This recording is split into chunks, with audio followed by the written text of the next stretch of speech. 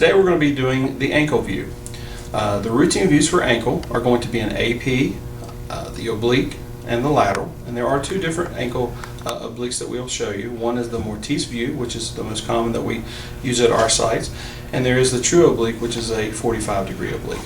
So we're going to bring the patient, of course, into the room, laying on the table. We're going to place a shield on the patient.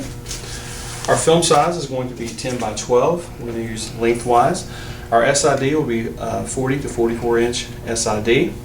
And this is our AP view. The technique will be 8 mass at 57 kV. We're going to have the sock and the shoe should be off the patient. We're going to center it up as best we can to the center of the film.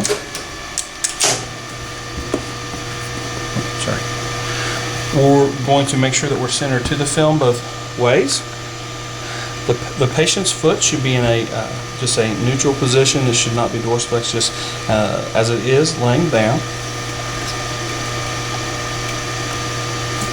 Our collimation will be into about the skin margins. We do want to make sure we include the entire heel and 2 to 3 inches of the distal tib fib. Marker placement will be in the light field but not obstructing any pertinent anatomy. And our centering should be just to the mid point of the ankle. And this is our AP view of the ankle. Now I'm going to show you our Mortise view, and the patient is going to then rotate the leg and the foot 15 to 20 degrees medially. So it is just a slight rotation. This is going to demonstrate the Mortise joint. Again, our centering is going to be to the mid part of the ankle. We want to make sure on this here that we include all the way down, including the base of the fifth. This is a good view for the base of the fifth, which is a common fracture site. We have room here on both sides that we can place the marker where it's not obstructing any pertinent anatomy.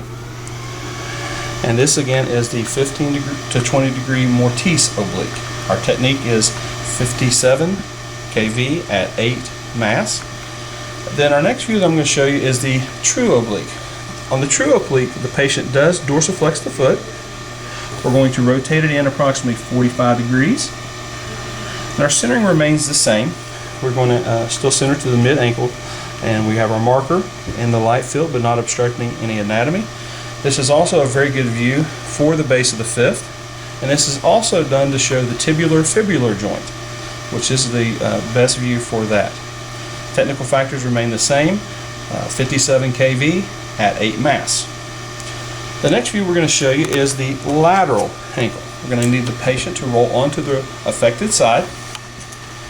We're going to again use the plantar surface as our guide, as we do for the foot, and make sure that it is perpendicular. The patient does dorsiflex the foot for me, and then we're going to try and get that by raising and lowering the knee to get it perpendicular to the IR.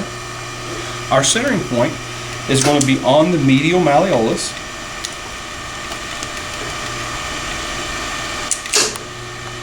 Okay, we do to make sure that we include on this the entire calcaneus to the base of the fifth, and then we also want to include at least 2 to 3 inches of the distal tib fib.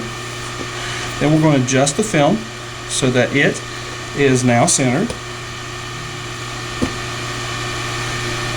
We are going to have plenty of room here because our collimation, we are getting four-sided collimation, but we do have to include certain things, so the collimation does have plenty of room for us to have our marker.